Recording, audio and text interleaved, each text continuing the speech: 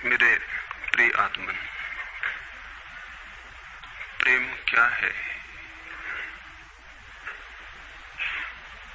जीना और जानना तो आसान है, लेकिन कहना बहुत कठिन है। जैसे कोई मछली से पूछे कि सागर क्या है, तो मछली कह सकती है यह है सागर, ये रहा, चारों तरफ वही है। लेकिन कोई पूछे कि कहो क्या है, बताओ मत, तो बहुत कठिन हो जाएगा मछली को। आदमी के जीवन में भी जो श्रेष्ठ है, सुंदर है और सत्य है, उसे जिया जा सकता, जाना जा सकता, हुआ जा सकता, लेकिन कहना बहुत मुश्किल है। और दुर्घटना और दुर्भाग्य यह है कि जिसमें जिया जाना चाहिए, जिसमें हुआ जाना चाहिए, उसके संबंध में मनुष्य जाति 5-6 हजार वर्ष से केवल बातें कर रही है। प्रेम की बात चल रही है, प्रेम के गीत गाए जा रहे हैं, प्रेम के भजन गाए जा रहे हैं, और प्रेम का मनुष्य के जीवन में कोई स्थान नहीं है। अगर आदमी के भीतर खोजने जाएं तो प्रेम से ज्यादा असत्य शब्द दूसरा नहीं मिलेगा।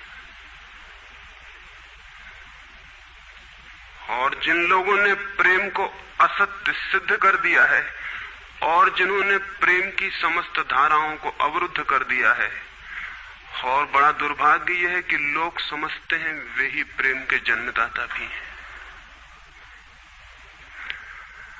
धर्म प्रेम की बातें करता है, लेकिन आज तक जिस प्रकार का धर्म मनुष्य जाति के ऊपर दुर्भाग्य की भांति छाया हुआ है, उस धर्म ने ही मनुष्य के जीवन से प्रेम के सारे द्वार बंद कर दिए। और न इस संबंध में पूरब और पश्चिम में कोई फर्क है, न हिंदुस्तान में और न अमेरिका में कोई फर्क है।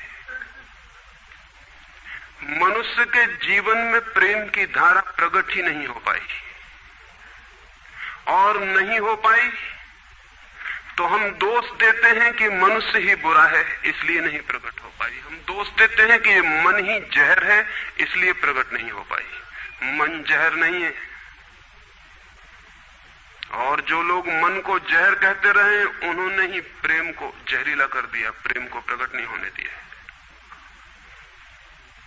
मन जहर हो कैसे सकता है? इस जगत में कुछ भी जहर नहीं है। परमात्मा के सारे उपक्रम में कुछ भी विष नहीं है, सब अमृत है। लेकिन आदमी ने सारे अमृत को जहर कर लिया है, और इस जहर करने में शिक्षक, साधु, संत और तथाकथित धार्मिक लोगों का सबसे ज्यादा हाथ है। इस बात को थोड़ा समझ लेना जरूरी है, क्योंकि अगर ये बात दिखाई न पड़े तो मनुष्य के जीवन में कभी भी प्रेम भविष्य में भी नहीं हो सकेगा। क्योंकि जिन कारणों से प्रेम नहीं पैदा हो सका है, उन्हीं कारणों को हम प्रेम प्रकट करने के आधार और कारण बना रहे हैं। हालतें ऐसी हैं कि गलत सिद्धांतों को अगर हजारों वर्ष तक दोहराया जाए तो फिर हम ये भूल ही जाते हैं कि सिद्धांत गलत हैं, और दिखाई पड़ने लगता है कि आदमी गलत है, क्योंकि उन सिद्धांतों को पूरा नहीं कर पा रहा है। मैंने सुना है एक सम्राट के महल के नीचे से एक पंखा बेचने वाला गुजरता था और जोर से चिल्ला रहा था कि अनूठे और अद्भुत पंखे मैंने निर्मित किए हैं। ऐसे पंखे कभी भी नहीं बनाए गए, ये पंखे कभी देखे भी नहीं गए हैं। सम्राट ने खिड़की से झांक के देखा कि कौन है जो अनूठे पंखे ले आया। सम्राट के पास सब तरह के पंखे थे, दुनिया के कोने कोने में जो मिल सकते थे। और नीचे देखा, गलियारे में खड़ा हुआ एक आदमी, साधारण 2-2 पैसे के पंखे होंगे, और चिल्ला रहा है कि अनूठे, अद्वितीय।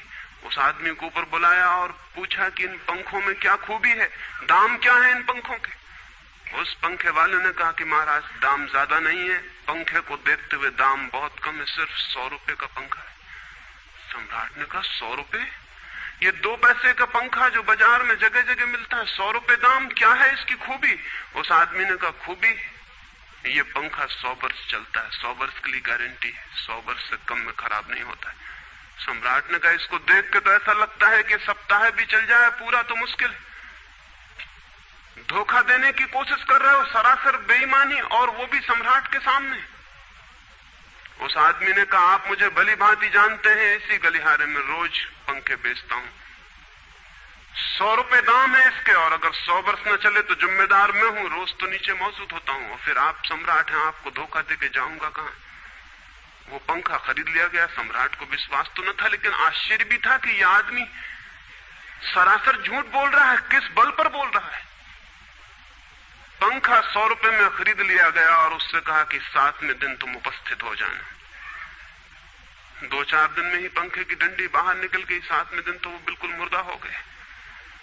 लेकिन सम्राट ने सोचा कि शायद पंखे वाला आएगा नहीं, लेकिन ठीक समय पर 7वें दिन वो पंखे वाला हाजिर हो गया। उसने कहा कहो महाराज। उन्होंने कहा कहना नहीं, ये पंखा पड़ा हुआ है टूटा हुआ, ये 7 दिन में ये गति हो गई, तुम कहते 100 वर्ष चलेगा। पागल हो या धोखेबाज क्या हो। उस आदमी ने कहा कि मालूम होता है आपको पंखा जलना नहीं आता है, पंखा तो 100 वर्ष चलता ही, पंखा तो गारंटीड है, आप पंखा जलते कैसे थे। सम्राट ने कहा और भी सुनो, अब मुझे ये भी सीखना पड़ेगा कि पंखा कैसे किया जाता है। उस आदमी ने कहा कृपा करके बताइए कि इस पंखे की गति 7 दिन में ऐसी कैसे बना दी आपने, किस भांति पंखा किया। सम्राट ने पंखा उठा के करके दिखाया कि इस भांति मैंने पंखा किया है। उस आदमी ने कहा समझ गया, भूल, इस तरह पंखा नहीं किया जाता। सम्राट ने कहा और क्या रास्ता है पंखा जलने का। उस आदमी ने कहा पंखा पकड़िए सामने और सिर को हिलाइए, पंखा 100 वर्ष चलेगा, आप समाप्त हो जाएंगे लेकिन पंखा बचेगा। पंखा गलत नहीं है, आपके जलने का ढंग गलत है। यह आदमी पैदा हुआ है 5-6 हजार या 10,000 वर्ष की संस्कृति का, यह आदमी फल है, लेकिन संस्कृति गलत नहीं है, यह आदमी गलत है। आदमी मरता जा रहा है रोज, और संस्कृति की दुहाई चलती चली जाती है कि महान संस्कृति, महान धर्म, महान सब कुछ, और उसका ये फल है, आदमी उसी संस्कृति से गुजरा है और ये परिणाम है उसका। लेकिन नहीं, आदमी गलत है और आदमी को बदलना चाहिए अपने को। और कोई कहने की हिम्मत नहीं उठाता कि कहीं ऐसा तो नहीं है कि 10,000 वर्षों में जो संस्कृति और धर्म आदमी को प्रेम से नहीं भर पाए, वो संस्कृति और धर्म गलत हो। और अगर 10,000 वर्षों में आदमी प्रेम से नहीं भर पाया, तो आगे कोई संभावना है इसी धर्म और इसी संस्कृति के आधार पर कि आदमी कभी प्रेम से भर जाए। 10,000 वर्षों में जो नहीं हो पाया, वो आगे भी 10,000 वर्षों में होने वाला नहीं है, क्योंकि आदमी यही है, कल भी यही होगा। आदमी हमेशा से यही है और हमेशा यही होगा। और संस्कृति और धर्म जिनके हम नारे दिए चले जाते हैं, संतों और महात्माओं की जिनकी दुहाइयां दिए चले जाते हैं, सोचने के लिए हम तैयार नहीं कि कहीं हमारा बुनियादी चिंतन की दिशा ही तो गलत नहीं है। मैं कहना चाहता हूं कि वो गलत है, और गलत सबूत है ये आदमी। और क्या सबूत होता है? एक बीज को हम बोएं और फल जहरीले और कड़वे हों, तो क्या सब सिद्ध होता है? सिद्ध होता है कि वो बीज जहरीला और कड़वा रहा होगा। हालांकि बीज में पता लगाना मुश्किल है कि उससे जो फल पैदा होंगे वो कड़वे पैदा होंगे। बीज में कुछ खोजबीन नहीं की जा सकती। बीज को तोड़ो फोड़ो, कोई पता नहीं चल सकता कि इससे जो फल पैदा होंगे वो कड़वे होंगे। बीज को वो 100 वर्ष लग जाएंगे, वृक्ष होगा, बड़ा होगा, आकाश में फैलेगा, तब फल आएंगे और तब पता चलेगा कि वे कड़वे। 10,000 वर्ष में संस्कृति और धर्म के जो बीज बोए गए हैं, ये आदमी उसका फल है और ये कड़वा है और घृणा से भरा हुआ है। लेकिन उसी की दुहाई दिए चले जाते हैं हम और सोचते हैं उससे प्रेम हो जाएगा। मैं आपसे कहना चाहता हूं उससे प्रेम नहीं हो सकता है, क्योंकि प्रेम के पैदा होने की जो बुनियादी संभावना है, धर्मों ने उसकी ही हत्या कर दी है और उसमें ही जहर घोल दिया है। मनुष्य से भी ज्यादा प्रेम पशुओं और पक्षियों में और पौधों में दिखाई पड़ता है, जिनके पास न कोई संस्कृति है न कोई धर्म है। संस्कृत और सुसंस्कृत और सभ्य मनुष्यों की बजाय असभ्य और जंगल के आदमी में ज्यादा प्रेम दिखाई पड़ता है, जिसके पास न कोई विकसित धर्म है, न कोई सभ्यता है, न कोई संस्कृति है। जितना आदमी सभ्य, सुसंस्कृत और तथाकथित धर्मों के प्रभाव में मंदिरों और चर्चों में प्रार्थना करने लगता, उतना ही प्रेम से शून्य क्यों होता चला जाता। जरूर कुछ कारण है, और दो कारणों पर मैं विचार करना चाहता हूं। अगर वे ख्याल में आ जाएं तो प्रेम के अवरुद्ध स्रोत टूट सकते हैं और प्रेम की गंगा बह सकती है। वो हर आदमी के भीतर है, उसे कहीं से लाना नहीं है। प्रेम कोई ऐसी बात नहीं है कि कहीं खोजने जाना है उसे, वो है, वो प्राणों की प्यास है हर एक के भीतर, वो प्राणों की सुगंध है प्रत्येक के भीतर, लेकिन चारों तरफ से परकोटा है उसके और वो प्रकट नहीं हो पाती। सब तरफ पत्थर की दीवार है और वो झरने नहीं फूट पाते। तो प्रेम की खोज और प्रेम की साधना कोई पॉजिटिव, कोई विधायक खोज और साधना नहीं है कि हम जाएं और कहीं प्रेम सीख लें। एक मूर्तिकार एक पत्थर को तोड़ रहा था, कोई देखने गया था कि मूर्ति कैसे बनाई जाती है। उसने देखा कि मूर्ति तो बिल्कुल नहीं बनाई जा रही, सिर्फ छेनी और हथौड़े से पत्थर तोड़ा जा रहा है। तो उस आदमी ने पूछा कि आप क्या कर रहे हैं, मूर्ति नहीं बनाएंगे? मैं तो मूर्ति का बनना देखने आया हूं, आप तो सिर्फ पत्थर तोड़ रहे हैं। उस मूर्तिकार ने कहा कि मूर्ति तो पत्थर के भीतर छिपी है, उसे बनाने की जरूरत नहीं है, सिर्फ उसके ऊपर जो व्यर्थ पत्थर जुड़ा है उसे अलग कर देने की जरूरत है और मूर्ति प्रकट हो जाएगी। मूर्ति बनाई नहीं जाती, मूर्ति सिर्फ आविष्कृत होती है, डिस्कवर होती है, अनावृत होती है, उघाड़ी जाती है। मनुष्य के भीतर प्रेम छिपा है, सिर्फ उघाड़ने की बात है, उसे पैदा करने का सवाल नहीं है, अनावृत करने की बात है। कुछ है जो हमने ऊपर से ओढ़ा हुआ है जो उसे प्रकट नहीं होने देता। एक चिकित्सक से जाके आप पूछें कि स्वास्थ्य क्या है, और दुनिया का कोई चिकित्सक नहीं बता सकता कि स्वास्थ्य क्या है। बड़े आश्चर्य की बात है, स्वास्थ्य पर ही तो सारा चिकित्सा शास्त्र खड़ा है, सारी मेडिकल साइंस खड़ी है, और कोई नहीं बता सकता कि स्वास्थ्य क्या है। लेकिन चिकित्सक से पूछें कि स्वास्थ्य क्या है तो वो कहेगा बीमारियों के बाबत हम बता सकते हैं कि बीमारियां क्या हैं, उनके लक्षण हमें पता है, एक एक बीमारी का अलग अलग परिभाषा हमें पता है। स्वास्थ्य का हमें कोई भी पता नहीं है। इतना हम कह सकते हैं कि जब कोई बीमारी नहीं होती तो जो होता है वो स्वास्थ्य है। स्वास्थ्य तो मनुष्य के भीतर छिपा है, इसलिए मनुष्य की परिभाषा के बाहर है। बीमारी बाहर से आती है, इसलिए बाहर से परिभाषा की जा सकती है। स्वास्थ्य भीतर से आता है, उसकी कोई परिभाषा नहीं की जा सकती। इतना ही हम कह सकते हैं कि बीमारियों का अभाव स्वास्थ्य है। लेकिन ये स्वास्थ्य की कहां परिभाषा हुई? स्वास्थ्य के संबंध में तो हमने कुछ भी ना कहा कि बीमारियां नहीं है तो बीमारियों के संबंध में कहा। सच ये है कि स्वास्थ्य पैदा नहीं करना होता, या तो छिप जाता है बीमारियों में, या बीमारियां हट जाती हैं तो प्रकट हो जाता है। स्वास्थ्य हम में है, स्वास्थ्य हमारा स्वभाव है, प्रेम हम में है, प्रेम हमारा स्वभाव है। इसलिए ये बात गलत है कि मनुष्य को समझाया जाए कि तुम प्रेम पैदा करो। सोचना यह है कि प्रेम पैदा क्यों नहीं हो पा रहा है, बाधा क्या है, अड़चन क्या है, कहां रुकावट डाल दी गई। अगर कोई भी रुकावट ना हो तो प्रेम प्रकट होगा ही, उसे सिखाने की और समझाने की कोई भी जरूरत नहीं है। अगर मनुष्य के ऊपर गलत संस्कृति और गलत संस्कार की धाराएं और बाधाएं न हो तो हर आदमी प्रेम को उपलब्ध होगा ही, ये अनिवार्यता है। प्रेम से कोई बच ही नहीं सकता, प्रेम स्वभाव है। गंगा बहती है हिमालय से, बहेगी गंगा, उसके प्राण है, उसके पास जल है, वो बहेगी और सागर को खोज ही लेगी।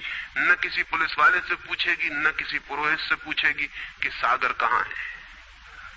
देखा किसी गंगा को चौरस्ते पर खड़े होकर पूछते कि सागर कहां है? उसके प्राणों में है छिपी सागर की खोज और ऊर्जा है, तो पहाड़ तोड़ेगी, मैदान तोड़ेगी और पहुंच जाएगी सागर तक। सागर कितने ही दूर हो, कितना ही छिपा हो, खोज ही लेगी। और कोई रास्ता नहीं है, कोई गाइड बुक नहीं है कि जिससे पता लगा ले कि कहां से जाना है, लेकिन पहुंच जाती है। लेकिन बांध बांध दिए जाएं, चारों तरफ परकोटे उठा दिए जाएं, प्रकृति की बाधाओं को तोड़ के तो गंगा सागर तक पहुंच जाती है, लेकिन अगर आदमी की इंजीनियरिंग की बाधाएं खड़ी कर दी जाएं तो हो सकता है गंगा सागर तक न पहुंच पाए। ये भेद समझ लेना जरूरी है। प्रकृति की कोई भी बाधा असल में बाधा नहीं है, इसलिए गंगा सागर तक पहुंच जाती है, हिमालय को काट के पहुंच जाती है। लेकिन अगर आदमी इजाद करे, इंतजाम करे, तो गंगा को सागर तक नहीं भी पहुंचने दे सकता है। प्रकृति का तो एक सहयोग है, प्रकृति तो एक हार्मनी है। वहां जो बाधा भी दिखाई पड़ती है वो भी शायद शक्ति को जगाने के लिए चुनौती है। वहां जो विरोध भी दिखाई पड़ता है वो भी शायद भीतर प्राणों में जो छिपा है उसे प्रकट करने के लिए बुलावा है। वहां शायद कोई बाधा नहीं है। वहां हम बीज को दबाते हैं जमीन में, दिखाई पड़ता है कि जमीन की एक परत बीज के ऊपर पड़ी है, बाधा दे रही, लेकिन वो बाधा नहीं दे रही। अगर वो परत ना होगी तो बीज अंकुरित भी नहीं हो पाएगा। ऐसे दिखाई पड़ता है कि एक परत जमीन की बीज को नीचे दबा रही है, लेकिन वो परत दबा इसलिए रही है ताकि बीज दबे, गले और टूट जाए और अंकुर बन जाए। ऊपर से दिखाई पड़ता है वो जमीन बाधा दे रही, लेकिन वो जमीन मित्र है और सहयोग कर रही बीज को प्रकट करने में। प्रकृति तो एक हार्मनी है, एक संगीतपूर्ण लयबद्धता है, लेकिन आदमी ने जो जो निसर्ग के ऊपर इंजीनियरिंग की है, जो जो उसने अपने यांत्रिक धारणाओं को ठोंकने की और बिठाने की कोशिश की है, उससे गंगाएं रुक गई हैं, जगह जगह अवरुद्ध हो गई हैं। और फिर आदमी को दोष दिया जाता है। किसी बीज को दोष देने की जरूरत नहीं है। अगर वो पौधा न बन पाए तो हम कहेंगे कि जमीन नहीं मिली होगी, ठीक, पानी नहीं मिला होगा, ठीक, सूरज की रोशनी नहीं मिली होगी, ठीक। लेकिन आदमी के जीवन में खिल न पाए फूल प्रेम का तो हम कहते हैं तुम हो जिम्मेवार। और कोई नहीं कहता कि भूमि ना मिली होगी, ठीक, पानी ना मिला होगा, ठीक, सूरज की रोशनी ना मिली होगी, ठीक। इसलिए यह आदमी का पौधा अवरुद्ध रह गया, विकसित नहीं हो पाया, फूल तक नहीं पहुंच पाया। मैं आपसे कहना चाहता हूं कि बुनियादी बाधाएं आदमी ने खड़ी की हैं। प्रेम की गंगा तो बह सकती है और परमात्मा के सागर तक पहुंच सकती है। आदमी बना उस लिए है कि वो बहे और प्रेम बहे और परमात्मा तक पहुंच जाए, लेकिन हमने कौन सी बाधाएं खड़ी कर दी? पहली बात, आज तक मनुष्य की सारी संस्कृतियों ने सेक्स का, काम का, वासना का विरोध किया है। इस विरोध ने मनुष्य के भीतर प्रेम के जन्म की संभावना तोड़ दी, नष्ट कर दी। इस निषेध ने, क्योंकि सच्चाई यह है कि प्रेम की सारी यात्रा का प्राथमिक बिंदु काम है, सेक्स है। प्रेम की यात्रा का जन्म गंगोत्री, जहां से गंगा पैदा होगी प्रेम की, वो सेक्स है, वो काम है। और उसके सब दुश्मन है, सारी संस्कृतियां और सारे धर्म और सारे गुरु और सारे महात्मा। तो गंगोत्री पर ही चोट कर दी, वहीं रोक दिया। पाप है काम, अधम है काम, जहर है काम। और हमने सोचा भी नहीं कि काम की ऊर्जा ही, सेक्स एनर्जी ही अंततः प्रेम में परिवर्तित होती और रूपांतरित होती। प्रेम का जो विकास है वो काम की शक्ति का ही ट्रांसफॉर्मेशन है, वो उसी का रूपांतरण है। एक कोयला पड़ा हो और आपको ख्याल भी नहीं आएगा कि कोयला ही रूपांतरित होकर हीरा बन जाता है। हीरे और कोयले में बुनियादी रूप से कोई भी फर्क नहीं है। हीरे में भी वही तत्व हैं जो कोयले में, और कोयला हजारों वर्ष की प्रक्रिया से गुजर के हीरा बन जाता है। लेकिन कोयले की कोई कीमत नहीं है। उसे कोई घर में रखता भी है तो ऐसी जगह जहां दिखाई न पड़े, और हीरे को लोग छातियों पर लटका के घूमते हैं कि वो दिखाई पड़े। और हीरा और कोयला एक ही है, लेकिन कोई दिखाई नहीं पड़ता कि इन दोनों के बीच अंतर संबंध है, एक यात्रा है। कोयले की शक्ति ही हीरा बनती है, और अगर आप कोयले के दुश्मन हो गए, जो कि हो जाना बिल्कुल आसान है क्योंकि कोयले में कुछ भी नहीं दिखाई पड़ता, तो हीरे के पैदा होने की संभावना भी समाप्त हो गई, क्योंकि कोयला ही हीरा बन सकता था। सेक्स की शक्ति ही, काम की शक्ति ही प्रेम बनती है, लेकिन उसके विरोध में सारे दुश्मन हैं उसके, अच्छे आदमी उसके दुश्मन हैं। और उसके विरोध ने प्रेम के अंकुर भी नहीं फूटने दिए, और जमीन से प्रथम से पहली सीढ़ी से नष्ट कर दिया भवन को। फिर वो हीरा नहीं बन पाता कोयला, क्योंकि उसके बनने के लिए जो स्वीकृति चाहिए, जो उसका विकास चाहिए, जो उसको रूपांतरित करने की प्रक्रिया चाहिए, उसका सवाल ही नहीं उठता। जिसके हम दुश्मन हो गए, जिसके हम शत्रु हो गए, जिससे हमारी द्वंद्व की स्थिति बन गई और जिससे हम निरंतर लड़ने लगे, अपनी ही शक्ति से आदमी को लड़ा दिया गया है, सेक्स की शक्ति से आदमी को लड़ा दिया गया है। और शिक्षाएं दी जाती हैं कि द्वंद्व छोड़ना चाहिए, कॉन्फ्लिक्ट छोड़नी चाहिए, लड़ना नहीं चाहिए।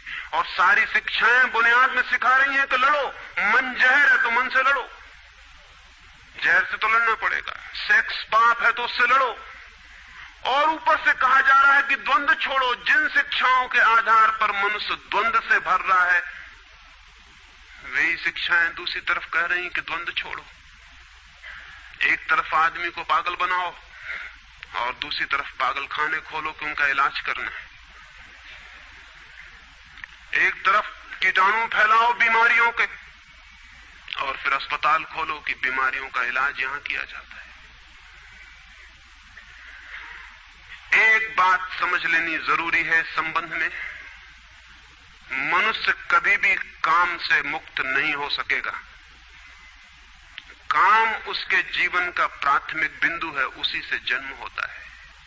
परमात्मा ने काम की शक्ति को ही, सेक्स को ही सृष्टि का मूल बिंदु स्वीकार किया है।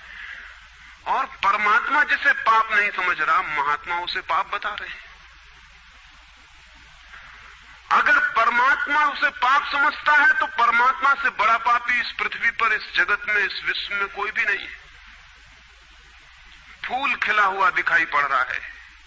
कभी सोचा है कि फूल का खिल जाना भी सेक्सुअल एक्ट है? फूल का खिल जाना भी काम की एक घटना है, वासना की एक घटना है।